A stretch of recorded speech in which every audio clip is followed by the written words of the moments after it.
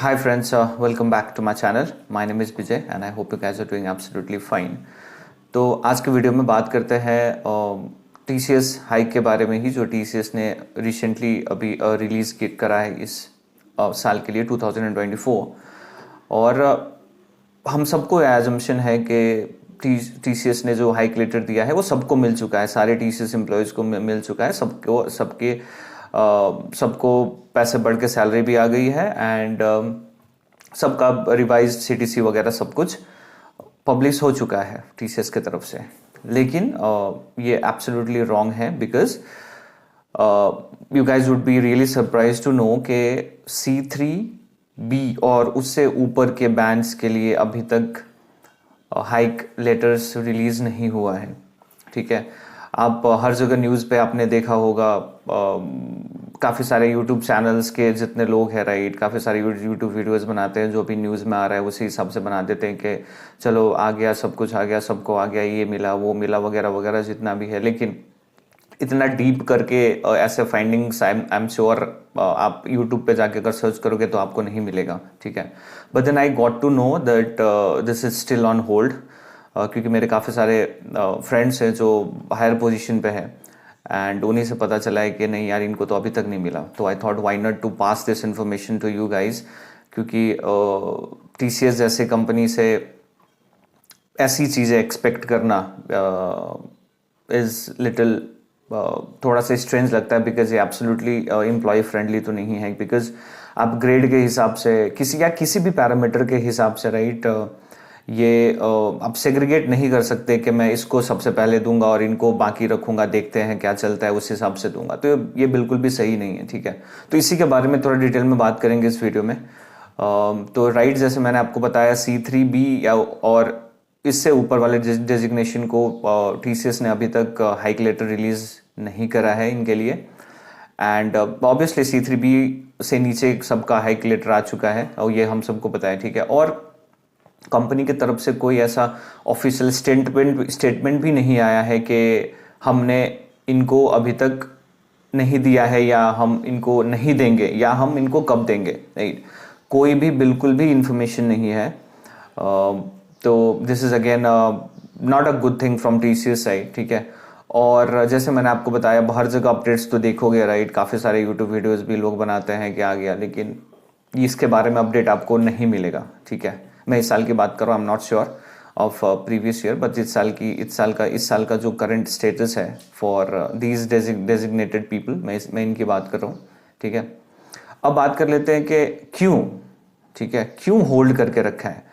तो देखो यार, हर किसी का अपना अपना पॉइंट ऑफ व्यू होता है। मैं इसको अपने हिसाब से एनालाइज करके बता रहा हूँ आप लोगों को कि आई थिंक, क्योंकि TCS में देखो, अगर आप लोगों का ये एजम्पशन है कि चलो अगर आप अभी 2 साल का आपको एक्सपीरियंस है, या तो फ्रेशर या तो 5 साल का एक्सपीरियंस है, या तो आप अभी IT हो, AST तक का मान लेते हैं कि AST तक का अगर आपको A बैंड मिल रहा है तो वी आर श्योर कि आपको 6 to 8% मिलेगा। B बैंड मिल रहा है तो उससे थोड़ा कम, और C बैंड मिलेगा तो उससे थोड़ा कम मिलेगा। दैट इज थोड़ा, ये मतलब हार्ड एंड फास्ट रूल है ना।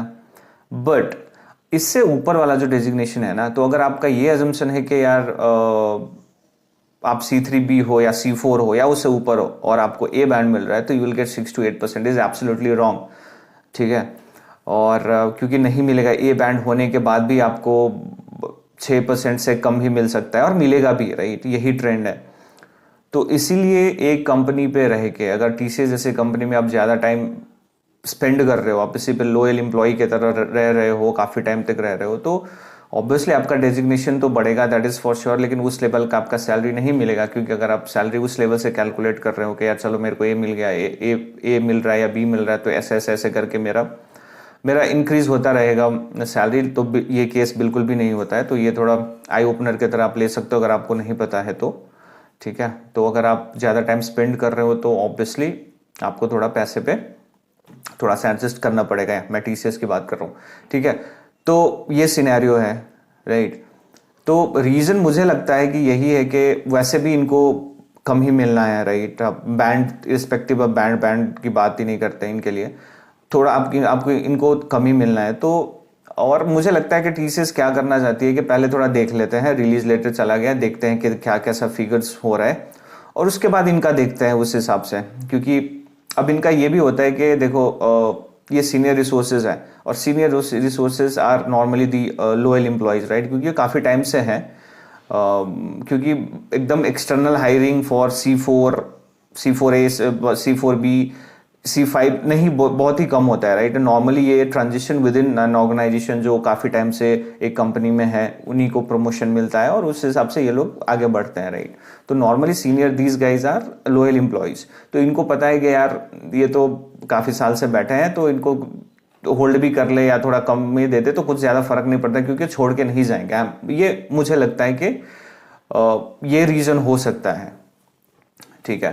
तो अगेन तो मैं इसको, आप इसको ऐसे भी बोल सकते हो कि यार ये या तो कि एक तो ये आपके लॉयल एम्प्लॉयज़ हैं और आप कंपनी हो के इन्हीं का काट रहे हो, ठीक है। बट देन अगर आप के कंपनी में स्टिक हो तो फिर you should have your own reasons, right, और you should be well aware of these sort of things के ये सारी चीज़ें तो होंगी और होता भी है, पास्ट में भी हुआ है और इस बार ही हुआ है और फ्यूचर में भी होगा, दैट इज़ फॉर श्योर, ठीक है।